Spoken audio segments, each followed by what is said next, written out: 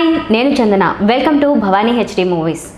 ఈరోజు మనతో పాటు ఉన్నారు యశోద హాస్పిటల్ నుండి doctor Manushruth garu, ENT surgeon.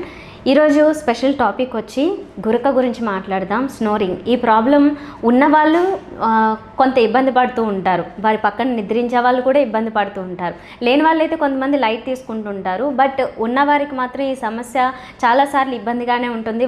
వాళ్ళే ఆ సౌండ్ వినిపించి నిద్ర లేచేసే వాళ్ళు ఉంటారు, లేదంటే ప్రశాంతంగా నిద్రపోలేక ఇబ్బంది పడే వాళ్ళు ఉంటారు. పక్కన ఉన్న వారికి కూడా అది ఇబ్బందే. అయితే దీని వెనక ఇంకా ఏమన్నా సమస్యలు ఉంటాయా? అది ఇంకే దేనికన్నా దారి తీసే అవకాశం ఉంటుందా? ఎందుకు వస్తుంది? దీన్ని తగ్గించుకోవాలంటే ఏం చేయాలి? ఇవన్నీ కూడా వారితో మాట్లాడి తెలుసుకుందాం. నమస్తే సార్. నమస్తే డాక్టర్ గారు. నిజంగానే ఈ సమస్య కొందరిని చాలా ఇబ్బంది పెట్టేస్తుంది. కొంత నలుగురిలో పడుకోవాల్సి వచ్చినప్పుడు ఎప్పుడైనా కూడా అప్పుడు ఇంకా ఇబ్బందిగా ఉంటుంది. అమ్మో, నాకు గురక వస్తుంది, వాళ్ళు ఏమనుకుంటారు అని. అసలు ఈ గురక అనే సమస్య, స్నోరింగ్, ఎప్పుడు మొదలవుతుంది, ఎవరిలో వస్తుంది, ఎందుకు వస్తుంది? సో మీరు చెప్పినట్టు స్నోరింగ్ గురక వచ్చేది అది యాక్చువల్లీ ఇప్పుడు ఆల్మోస్ట్ ఒక ఎపిడమిక్ లాగా ఉంది. మనకి బీపీ, షుగర్ ఎట్లా ఉంది, అట్లా స్నోరింగ్ ప్రివిలెన్స్ కూడా చాలా ఎక్కువ ఉంది సొసైటీలో. ఓన్లీ థింగ్ ఏమంటే పేషెంట్స్ బయటికి రారు, ఎక్కువ చెప్పరు. వేరే ప్రాబ్లమ్స్ ఏమైనా ఉంటే అప్పుడు మనకు తెలుస్తుంది స్నోరింగ్. బట్ ఇప్పుడు అవేర్నెస్ పెరిగింది అండ్ పేషెంట్స్ కానీ లేదంటే వాళ్ళ పార్ట్నర్స్ కానీ వస్తున్నారు. ఇంకా అవేర్నెస్ పెరిగి దాని ట్రీట్మెంట్ ఏంటి ఆప్షన్స్ అడుగుతున్నారు. సో బేసిక్గా స్నోరింగ్ ఎక్కువ వచ్చేది అడల్ట్స్లోనే, పిల్లల్లో కూడా వస్తుంది. కానీ దానికి స్పెసిఫిక్ రీజన్స్ ఉంటాయి. వాళ్ళకి అడినాయిడ్స్ కానీ టాన్సిల్స్ కానీ ఉంటుంది. అది మెయిన్ రీజన్ అదే ఉంటుంది. ప్లస్ దానికి ట్రీట్మెంట్, సర్జరీ కానీ మెడికేషన్స్తో అది సార్ట్అవుట్ అయిపోతుంది. కానీ ఇప్పుడు మేజర్గా ఉన్న ప్రాబ్లమ్ ఇస్ అడల్ట్స్లో వచ్చిన స్నోరింగ్. సో దాన్ని ఎలా అంటే ముందుగా గుర్తించడం ఎలాగ అంటే స్టార్ట్ అవుతుంది? కొంతమంది హై రేంజ్కి వెళ్తారు చూడండి, చాలా ఎక్కువ వచ్చేస్తూ ఉంటుంది.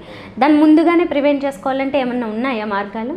సో బేసిక్గా స్నోరింగ్ ఎందుకు వస్తుంది ఫస్ట్ అది మనం అర్థం చేసుకోవాలి. సో యూజువల్గా పేషెంట్స్ ఎవరికి స్నోరింగ్ వస్తుందంటే ఎక్కువ ఒబీస్ ఉన్నవాళ్ళు, ఎక్కువ వెయిట్ ఎక్కువ ఉన్నవాళ్ళు, లేదంటే షార్ట్ నెక్ ఉన్నవాళ్ళు, కొంచెం నెక్ పొట్టిగా ఉండి నెక్ షార్ట్ ఉండి వాళ్ళకి ఎక్కువ ఫ్యాట్ ఉంటుంది. సో ఇటువంటి పేషెంట్స్లో స్నోరింగ్ ప్రాబ్లం ఎక్కువ ఉంటుంది. అది కూడా వాళ్ళకి ఎక్కువ ఎందుకు వస్తుందంటే నైట్లో మనం పండుకున్నప్పుడు మామూలుగా మనం నోజ్ నుంచి బ్రీతింగ్ తీసుకోవాలి. కానీ సపోజ్ ఏమైనా నేజల్ ఒబ్స్ట్రక్షన్ ఉంటే, లేదంటే నోజ్ నుంచి గాలి సరిగా అందక అప్పుడు పండుకున్నప్పుడు అన్ని థ్రోట్లో ఉన్న మజిల్స్ అన్నీ రిలాక్స్ అయిపోయి టంగ్ వెనకకు పడిపోయి ఎయిర్ ప్యాసేజ్ చాలా నేరో అయిపోతుంది. ఆ నేరో ఎయిర్ ప్యాసేజ్ నుంచి ఎయిర్ పోయేటప్పుడు అన్ని మజిల్స్ వైబ్రేషన్స్ వచ్చి స్నోరింగ్ వస్తుంది. సో అది రీజన్ స్నోరింగ్ కోసం. సో ఇటువంటి వాళ్ళ పేషెంట్స్లో ఈ ప్రాబ్లం వస్తుందంటే ఫస్ట్ వాళ్ళకి మనం ప్రివెంట్ చేయడానికి ఏం చెప్తామంటే ఫస్ట్ వెయిట్ రిడక్షన్ చేసుకోవాలి. అది first advice. So weight reduce చేసుకుంటే చాలామంది పేషెంట్స్కి సిమ్టమ్స్ రిలీవ్ అయిపోతాయి. బట్ కొంతమందికి ఇంకా వేరే ప్రాబ్లమ్స్ కూడా ఉండొచ్చు. సో దాన్ని బట్టి మనం అసెస్మెంట్ చేస్తాం. సో వెయిట్ రిడక్షన్తో మ్యాక్సిమం ప్రాబ్లం సాల్వ్ అవుతుంది. స్టిల్ అవ్వని వాళ్ళలో అయితే ఇంకా ఏ రకంగా చేస్తారు? సో ఫస్ట్గా అయితే మనం సివియరిటీ ఎంత ఉంది ఫస్ట్ అసెస్ చేసుకోవాలి.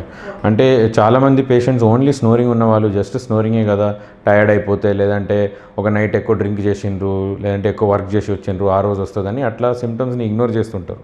సో పేషెంట్ వాళ్ళ కోసం స్నోరింగ్ ఒక జస్ట్ సౌండ్, సోషల్ ప్రాబ్లం లాగా డిస్టర్బెన్స్ అవుతుంది అంతేగాని వాళ్ళు వేరే ఇష్యూస్ ఆలోచించరు. బట్ యాక్చువల్లీ పేషెంట్ నైట్లో పండుకున్నప్పుడు స్నోర్ చేసేటప్పుడు వాళ్ళ లంగ్స్ మీద, హార్ట్ మీద చాలా లోడ్ ఉంటుంది. ఎందుకంటే సేమ్ ఆక్సిజన్ అందడానికి బాడీ చాలా స్ట్రెయిన్లో ఉంది. సో దీనివల్ల వాళ్ళకి వేరే issues like hypertension BP develop అయిపోతుంది. అండ్ పల్మనరీ హైపర్టెన్షన్ అంటాం, అది హార్ట్కి ఎఫెక్ట్ అవుతుంది. అండ్ లాంగ్ టర్మ్లో ఇట్లా బీపీ ఎక్కువగా అవ్వడము అండ్ నైట్లో హార్ట్ అటాక్స్ రావడం, ఇవన్నీ ప్రాబ్లమ్స్ ఉండొచ్చు. సో ఆ పేషెంట్స్ని ఫస్ట్ మేము అసెస్ చేసినప్పుడు ఏం చేస్తామంటే ఒకటి టెస్ట్ ఉంటుంది, దీన్ని మనం స్లీప్ స్టడీ అంటాం ఆర్ పాలిసోమ్నోగ్రఫీ. సో దానిలో చాలా పారామీటర్స్ ఉంటాయి. దానిలో పేషెంట్ స్లీప్ క్వాలిటీ ఎట్లా ఉంది, స్నోరింగ్ సౌండ్ ఎంత ఉంది, బాడీలో ఆక్సిజన్ లెవెల్స్ ఎంత ఉన్నాయి, ప్లస్ ఏ ప్యాటర్న్ ఆఫ్ స్లీప్లో ఉన్నారు. సో ఇవన్నీ పారామీటర్స్ అది చెక్ చేస్తుంది. సో యూజువల్గా అది మనం ఇంట్లో చేయొచ్చు, లేదంటే హాస్పిటల్కి వచ్చి చేయొచ్చు. కానీ ఒక 1 నైట్ పండుకోవాలి హాస్పిటల్లో ఉన్నప్పుడు అన్నీ అది అటాచ్ చేసేసి ఒక బాక్స్లో డేటా రికార్డ్ అయిపోతుంది. అది ఇంట్లో కూడా చేసుకోవచ్చు. అండ్ నెక్స్ట్ డే ఆ డేటాతో రిపోర్ట్ వస్తుంది. సో దాంట్లో మనకు తెలుస్తుంది స్నోరింగ్ కాకుండా బాడీలో ఆక్సిజన్ లెవెల్స్ ఎట్లా ఉన్నాయి. సో చాలామంది పేషెంట్స్ ఏం కంప్లైంట్ చేస్తారంటే, సార్ నైట్లో మనం సడన్గా లేచి అట్లా అని లేచి వాళ్ళకి గాలి అందక కూర్చుంటారు. సో అటువంటి పేషెంట్స్లో ఏమవుతుందంటే నైట్లో ఈ అబ్స్ట్రక్షన్ వల్ల ఆక్సిజన్ తగ్గిపోయి చాలా తక్కువ అయినప్పుడు వాళ్ళకి మేల్కొచ్చి వాళ్ళు బ్రీదింగ్ చేస్తున్నారు. సో అటువంటి వాళ్ళకి ఎఫెక్ట్ ఇంకా బాడీలో ఎక్కువ ఉంది. సో ఆ స్లీప్ స్టడీ చేస్తే మనకి ఎంత సివియరిటీ ఉంది ప్రాబ్లం తెలుస్తుంది. అది కాకుండా మేము ఎండోస్కోపీ కూడా చేసి చూస్తాం ఏ పార్ట్లో ఎక్కడైనా అబ్స్ట్రక్షన్ ఉందా, ఎందుకు ఇంత ఎక్కువ స్నోరింగ్ వస్తుంది. ప్లస్ ఇవి రెండు కాకుండా లేటెస్ట్గా ఇంకో టెస్ట్ వచ్చింది, దాన్ని స్లీప్ ఎండోస్కోపీ అంటాం. అంటే మామూలుగా స్లీప్ డైనమిక్ ప్రాసెస్. సో మనం అవేక్లో ఎండోస్కోపీ చేస్తే స్లీప్లో ఏమవుతుందో అది మనకి తెలియదు. సో పేషెంట్కి మనం ఒక డే కేర్ అడ్మిషన్ లాగా హాస్పిటల్లో వాళ్ళకి ఆపరేషన్ థియేటర్లో ఈ ప్రొసీజర్ జరుగుతుంది. వాళ్ళకి కొన్ని మెడిసిన్స్ ఇచ్చి నిద్ర ఉన్న స్టేట్లో తీసుకొస్తాం. సో పూర్తిగా మత్తు ఇవ్వకుండా జస్ట్ స్లీప్ ఎట్లా ఉంటుంది ఆ బ్రెయిన్ వేవ్స్ మానిటర్ చేసుకుంటా ఆ లెవెల్కి తీసుకొస్తాం. అండ్ అప్పుడు మనం ఎండోస్కోపీ చేసి వెయిట్ చేసి చూస్తాం. సో పేషెంట్ అప్పుడే గురక స్టార్ట్ అయినప్పుడు మనం ఎండోస్కోపీ చేసి చెక్ చేస్తాం ఏ లెవెల్లో ప్రాబ్లం ఉంది. సో అది ఆల్మోస్ట్ ఈక్వివలెంట్ టు స్లీప్ మనకి ఐడియా వస్తుంది. సో ఇవన్నీ అసెస్ చేసిన తర్వాత మనకు ఒక ఐడియా వస్తుంది ఎంత సివియరిటీ ఉంది, ప్లస్ ఎక్కడైనా మేజర్ అబ్స్ట్రక్షన్ ఉందా లేదా. దాన్ని బట్టి పేషెంట్కి ట్రీట్మెంట్ ఆప్షన్స్ ఉంటాయి. సో మీరు ఇదంతా చెప్పిన తర్వాత ఏమనిపిస్తుంది అంటే అసలు చాలామంది పేషెంట్స్ ఇంతవరకు ఇంత ట్రీట్మెంట్ తీసుకోవడానికి చూపిస్తారా ఇంట్రెస్ట్, బాగా సివియర్గా ఉన్న వాళ్ళు అయితే మాత్రం? సో మీరు అడిగినట్టు యాక్సెప్టెన్స్ పేషెంట్స్ది యాక్చువల్లీ అంత ఎక్కువ లేదు. సో చాలామంది పేషెంట్స్ ఏముంది జస్ట్ స్నోరింగే కదా అని ఇగ్నోర్ చేస్తుంటారు. కానీ ఒకసారి స్లీప్ స్టడీ వచ్చిన తర్వాత దాంట్లో మనకి తెలుస్తుంది ఆక్సిజన్ సాచురేషన్ ఎంత ఉంది. సో ఇప్పుడు కరోనా ఉంది కాబట్టి చాలా పేషెంట్స్కి ఆక్సిజన్ పల్స్ ఆక్సిమీటర్ మీద అవేర్నెస్ పెరిగింది. సో చాలా పేషెంట్స్కి 95 కంటే తక్కువ ఆక్సిజన్ లెవెల్స్ పడిపోతుంటాయి. అట్లా చాలా ఎపిసోడ్స్ అవ్వచ్చు నైట్లో, కొంతమందికి ఈవెన్ 50 వరకు పడిపోతుంది. సో ఆ సివియరిటీ వాళ్ళకి మనం ఎక్స్ప్లెయిన్ చేస్తే అప్పుడు వాళ్ళు ట్రీట్మెంట్ ఇంకా ఇన్వెస్టిగేషన్స్కి యాక్సెప్ట్ అవుతారు. ఓకే. అండ్ ఇప్పుడు ఇలాంటి ట్రీట్మెంట్స్ ఏవైనా ఎక్స్పెన్సివ్ అయ్యే ఛాన్స్ ఉందా వీటిలో? సో ఈ అసెస్మెంట్స్ అయితే అంత ఎక్స్పెన్సివ్ ఏమి ఉండదు, ఎందుకంటే స్లీప్ స్టడీ పేషెంట్స్కి చాలా తక్కువ రేట్లో అయిపోతుంది. ఎండోస్కోపీ కూడా అంత బర్డన్ సమ్ ఉండదు. బట్ ట్రీట్మెంట్ ఆప్షన్స్ ఇప్పుడిప్పుడే పేషెంట్స్ యాక్సెప్ట్ చేస్తున్నారు. సో ఫస్ట్ ఆప్షన్ అయితే పేషెంట్స్కి సిప్యాప్ ఫస్ట్ ఏ ట్రీట్మెంట్ మందు కానీ ప్రొసీజర్ కానీ ముందు ఫస్ట్ అయితే మేము పేషెంట్కి వెయిట్ రిడక్షన్ అడ్వైజ్ చేస్తాం. అంటే పేషెంట్ది బాడీ మాస్ ఇండెక్స్ అని అంటాం మనం, వెయిట్ హైట్ రేషియోది, అది వాళ్ళది నార్మల్ 30 కిందికి రావాలని వాళ్ళకి అడ్వైజ్ చేస్తాం. సో ఎక్కువ ఉన్న వాళ్ళకి ఫస్ట్ ఏం చెప్తామంటే ఫస్ట్ 1-2-3 మంత్స్ మీరు వెయిట్ రిడక్షన్ డైటింగ్ అంతా ట్రై చేసి ఎక్సర్సైజ్ చేసి వెయిట్ రిడ్యూస్ చేయడానికి ట్రై చేయండి. చాలా పేషెంట్స్ ఒబీస్ ఉన్న వాళ్ళ పేషెంట్స్కి 50% కంటే ఎక్కువ పేషెంట్స్కి సిమ్టమ్స్ చాలా తగ్గిపోతాయి. కానీ మిగతా వాళ్ళకి ఎవరికి సిమ్టమ్స్ తక్కువ కావట్లేదు వాళ్ళకి మనం సిప్యాప్ అని ఒక అడ్వైజ్ చేస్తాం మషిన్. సిప్యాప్ అంటే పాజిటివ్ ఎయిర్వే ప్రెషర్ అని. సో మనకి ఆక్సిజన్ సరిగా అందక ఆ మషిన్ ఏం చేస్తుంది అంటే ఎయిర్ని కంటిన్యూస్గా పంప్ చేస్తుంది ప్రెషర్తో. సో పేషెంట్కి స్నోరింగ్ రాకుండా ఉంటుంది. సో అది ప్రైమరీ ట్రీట్మెంట్ ఆప్షన్ ఉంటుంది. ఓకే. వన్స్ సరే వెయిట్ రిడక్షన్తో తగ్గకుండా మీ దగ్గరికి వచ్చే వాళ్ళకి ఆ ట్రీట్మెంట్స్ అయ్యి ఇచ్చిన తర్వాత తగ్గి మళ్ళీ తర్వాత ఎప్పుడైనా రిలాప్స్ అయ్యే ఛాన్సెస్ ఉంటాయా? సో అదే ఇది ఎట్లా అంటే ఇది ఒక మెకానికల్ ప్రాబ్లం. అంటే ఇది మనం మందులు ఇచ్చేసి తగ్గించడానికి అది మెకానికల్ అబ్స్ట్రక్షన్ ఉంది కాబట్టి దాన్ని అట్లనే ట్రీట్ చేయాలి. సో పేషెంట్ సిప్యాప్ పెట్టుకున్న తర్వాత అంటే సిప్యాప్ ఒక మాస్క్ లాగా ఉంటుంది, ఇంత పెద్ద మాస్క్ ఆక్సిజన్ మాస్క్ లాగా ఉంటుంది. ఆ మాస్క్ వేసుకున్న తర్వాత వాళ్ళు నైట్ మొత్తం పండుకోవాలి ఆ మాస్క్తో. సో ప్రాబ్లం ఏమవుతుందంటే సిప్యాప్ యాక్సెప్టెన్స్ లెవెల్స్ చాలా తక్కువ ఉంటాయి. ఎస్పెషలీ యంగ్ పేషెంట్స్లో వాళ్ళు ఎవరు ప్రిఫర్ చేయరు, మేము మాస్క్ పెట్టుకొని ఎట్లా అనుకుంటారు సార్ అని, వాళ్ళ కంఫర్టబుల్ ఉండదు, ప్లస్ వాళ్ళ పార్ట్నర్ ప్రాబ్లం ఉంటుంది. సో యాక్సెప్టెన్స్ చాలా తక్కువ ఉంటుంది. సో ఓన్లీ 50% పేషెంట్స్ యాక్సెప్ట్ చేస్తారు, అది కూడా ఎక్కువ ఏజ్ ఉన్న వాళ్ళు, వాళ్ళకి ఈ మాస్క్ వాళ్ళు ప్రిఫర్ చేస్తారు. బట్ మిగతా వాళ్ళు ఏం చేస్తారంటే they reject the mask. So అప్పుడు మనం నెక్స్ట్ వాళ్ళకి ఆప్షన్స్ ఇవ్వాల్సి వస్తుంది. అండ్ మీరు అడిగినట్టు మాస్క్ తీసేస్తే మళ్ళీ ప్రాబ్లం వచ్చేస్తుంది. So mask is not a cure, CPAP machine cure కాదు అది. అంటే అది పెట్టుకుంటే మీరు లైఫ్ లాంగ్ పెట్టుకోవాలి.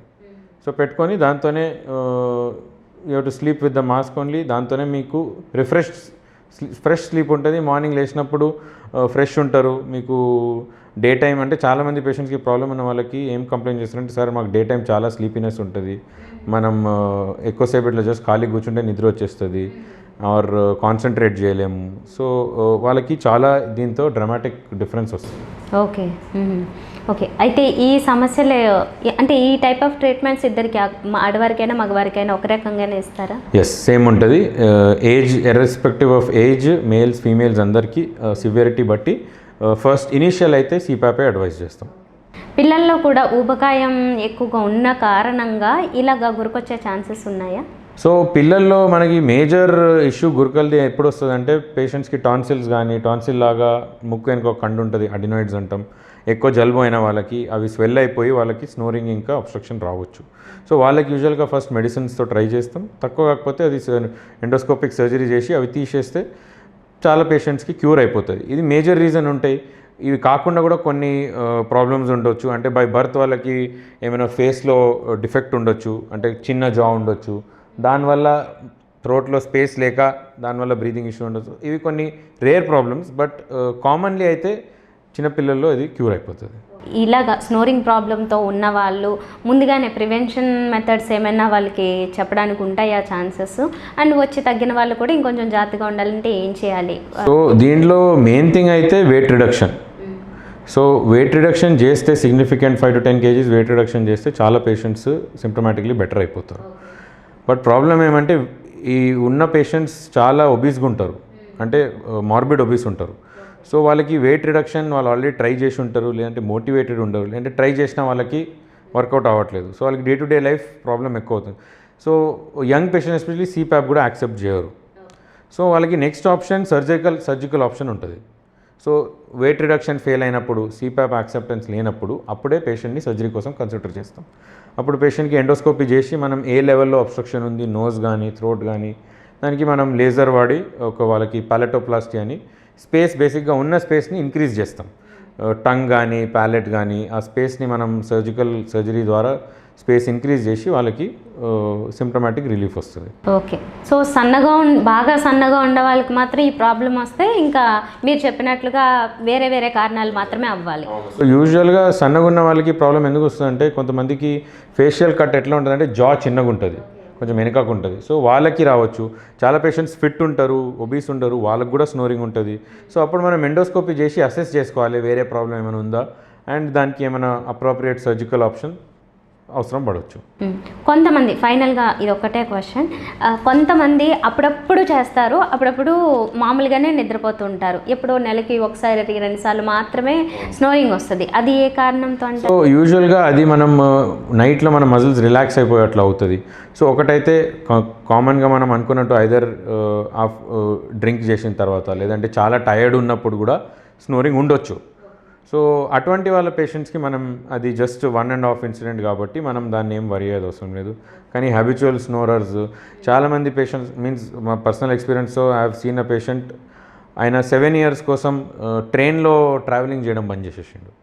ఎందుకంటే ట్రైన్లో పండుకున్నప్పుడు ఎంత స్నోరింగ్ అవుతుందంటే ఆయన అందరు మేము ఎందుకు ఉన్నావు, ఆ సోషల్ స్టిగ్మా వల్ల he stop travelling in train. So ఆయనకి ఏది యాక్సెప్ట్ కాక మనం సర్జరీ చేసిన తర్వాత హీ రికవర్డ్, అండ్ ఆయన ట్రైన్ వెళ్ళినప్పుడు మా దగ్గర వచ్చి సార్ ఇప్పుడు నేను ట్రైన్ జర్నీ చేస్తున్నాను చెప్పి. సో ట్రీట్మెంట్ ఆప్షన్స్ ఉన్నాయి అండ్ చాలా మంచి రిజల్ట్స్ వస్తాయి. సో అంటే స్నోరింగ్ని జస్ట్ ఒక సోషల్ ప్రాబ్లం లాగా ఏముంది అంటే కొంతమంది ప్రౌడ్ ఫీల్ అవుతారు, బాగా గట్టిగా స్నోర్ చేస్తారని. సో దాన్ని అట్లా ఉండకుండా అసెస్మెంట్ చేసుకొని దాని ట్రీట్మెంట్ తీసుకోవడం బెటర్.